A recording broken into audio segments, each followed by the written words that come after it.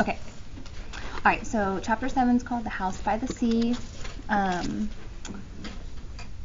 Mom, Ellen, Kirsty, and Anne Marie, they're all going to Uncle Henrik's kind of for safety. Okay. Why did Mom say that Papa should stay behind? Why did Mom say that Papa should stay behind? Javian? Because they would probably get suspicious and they would probably figure out that Ellen was. Yeah, like that something's going on. Like it looks suspicious if everyone leaves the apartment. So just Mom is gonna take them. They would also know that everybody's gone and can search the apartment. Yes. Okay. All right, here we go. The House by the Sea. Oh, Anne Marie, Ellen said with awe in her voice. It is beautiful. Anne Marie looked around and nodded her head in agreement. The house and the meadows that surrounded it were so much a part of her childhood, a part of her life, that she didn't often look at them with fresh eyes. But now she did, seeing Ellen's pleasure. And it was true. They were beautiful. The little red-roofed farmhouse was very old, its chimney crooked and even the small shuttered windows tilted at angles. A bird's nest, wispy with straw, was half hidden in the corner where the roof met the wall above the bedroom window. Nearby, a gnarled tree was still speckled with a few apples, now long past ripe. Mama and Kirsty had gone inside, but Anne Marie and Ellen ran across the high grass meadow, through the late wildflowers. From nowhere, a gray kitten appeared and ran beside them, pouncing here and there upon an imagined mice, pausing to lick its paws and then darting off again. It pretended to ignore the girls, but it looked back often to be certain that they were still there, apparently pleased to have playmates. The meadow ended at the sea, and the gray water licked there at the damp brown grass flattened by the wind and bordered by smooth, heavy stones. This is all just a lot of imagery describing their scene, their setting. Okay. I have never been this close to the sea, Ellen said. Of course you have. You've been to the harbor in Copenhagen 1,000,000 times. Ellen laughed. I mean the real sea. The way it is here, open like this, a whole world of water. Anne Marie shook her head in amazement. To live in Denmark, a country surrounded by water, and to have never stood at its edge? Your parents really are city people, aren't they? Ellen nodded. My mother's afraid of the ocean, she said, laughing. She says it's too big for her, and too cold. The girls sat on a rock and took off their shoes and socks. They tiptoed across the damp stones and let the water touch their feet. It was cold. They giggled and stepped back. Anne Marie leaned down and picked up a brown leaf that floated back and forth with the movement of the water. Look, she said. This leaf may have come from a tree in Sweden. It could have blown from a tree into the sea and floated all the way across.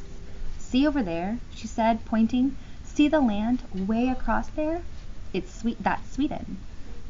Ellen cupped one hand over her eyes and looked across the water at the misty shoreline that was another country. It's not so very far, she said. Maybe, Anne Marie suggested, standing over there are two girls just our age looking across and saying, That's Denmark. They squinted into the hazy distance, as if they might see Swedish children standing there and looking back, but it was too far. They only saw the hazy strip of land and two small boats bobbing up and down in the gray ruffles of separating water. I wonder if one of those is your Uncle Henrik's boat, Ellen said. Maybe. I can't tell. They're too far away. Uncle Henrik's boat is named the Ingeborg, she told Ellen, for Mama. Ellen looked around. Does he keep it right here? Does he tie it up so that it won't float away? Anne Marie laughed. Oh, no. In town at the harbor, there's a big dock, and all the fishing boats go and come from there. That's where they unload their fish. You should smell it. At night, they're all there, anchored in the harbor. Anne Marie, Ellen, Mama's voice came across the meadow. The girls looked around and saw her waving to them.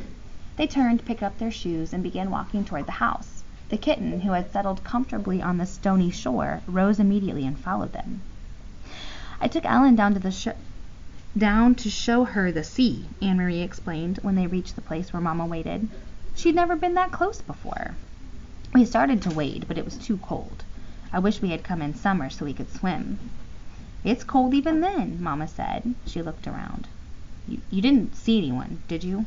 You didn't talk to anyone? Anne-Marie shook her head. Just the kitten.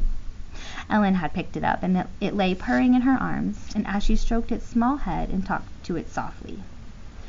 I meant to warn you. You must stay away from people while we are here. But there's no one around here, Anne-Marie reminded her. Even so, if you see anyone at all, even someone you know, one of Henrik's friends, it is better if you come in the house. It is too difficult, maybe even dangerous, to explain who Ellen is. Ellen looked up and bit her lip. There aren't soldiers here, too? She asked. Mama sighed. I'm afraid there are soldiers everywhere, and especially now. This is a bad time. Come in now and help me fix supper. Henrik will be home soon. Watch the step there, it's loose.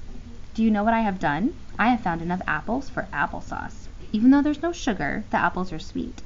Henrik will bring home some fish, and there is wood for the fire. So tonight we will be warm and well fed. It's not a bad time then, Anne-Marie told her. Not if there's applesauce. Ellen kissed the kitten's head and let it leap from her arms to the ground. It darted away and disappeared in the tall grass. They followed Mama into the house. That night, the girls dressed for bed in the small upstairs bedroom that they were sharing, the same bedroom that had been Mama's when she was a little girl. Across the hall, Kirsty was already asleep in the wide bed that had once belonged to Anne-Marie's grandparents. Ellen touched her neck after she put on Anne-Marie's flower-sprigged nightgown, which Mama had packed.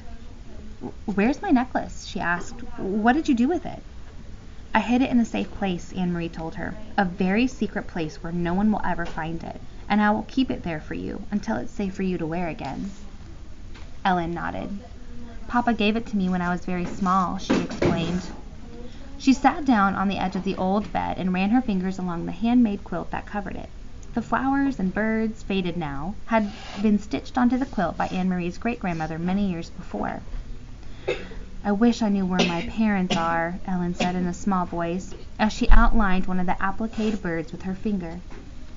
Anne-Marie didn't have an answer for her. She patted Ellen's hand, and they sat together silently. Through the window they could see a thin, round slice of moon appear through the clouds against the pale sky.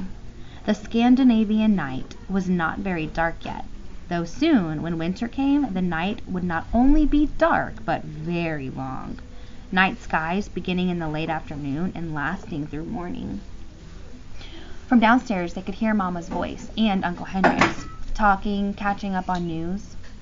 Mama missed her brother when she hadn't seen him for a while, Anne-Marie knew. They were very close.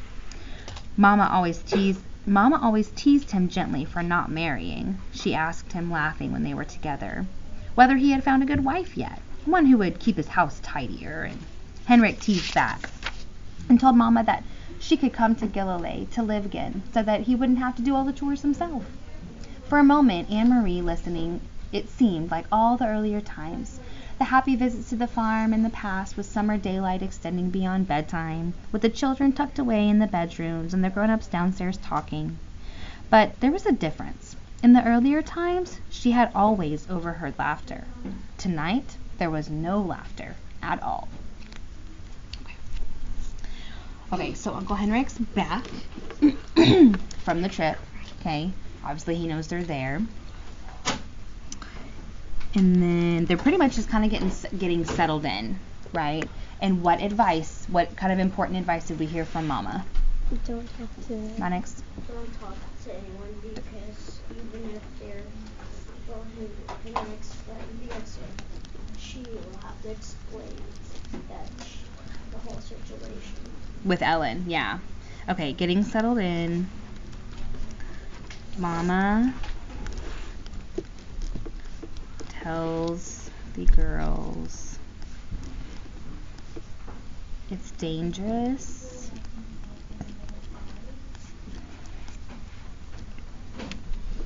to talk to anyone, even there.